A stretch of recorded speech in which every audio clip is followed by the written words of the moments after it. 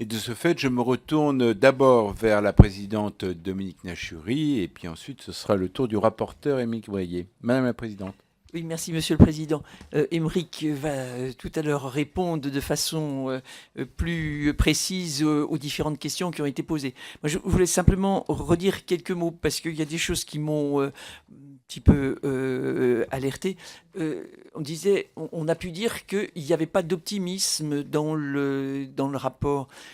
Alors, je voudrais dire qu'il y a énormément de positifs dans tout ce que l'on a pu entendre ou voir, et que bien évidemment dans un rapport on pointe plutôt les difficultés, mais que néanmoins il y a beaucoup de passion, beaucoup de positifs, beaucoup d'enthousiasme dans tout ce monde de l'éducation, que ce soit au lycée ou à l'université.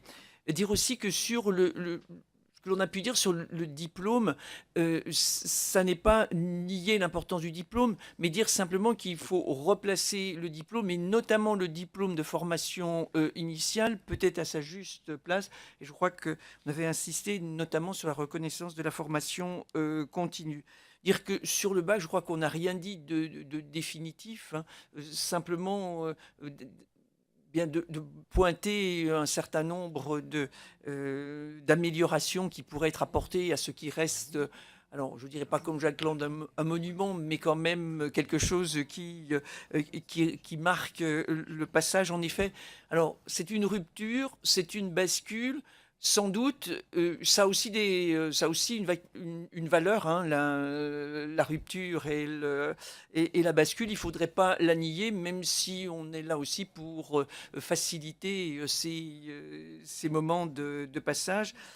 Dire aussi que sur la méconnaissance du monde professionnel, bon, il n'y a pas que l'école qui pourra apporter une réponse à ce déficit de connaissances. Et puis, redire aussi qu'il y a une immense richesse du terrain pour les initiatives. Tout ce qui est fait n'est pas modélisable, tout doit être en effet connu ou reconnu, mais qu'il n'y a pas forcément, parce que c'est la force du terrain, c'est aussi sans doute la nécessité de reconnaître cette autonomie des établissements ou des associations d'établissements.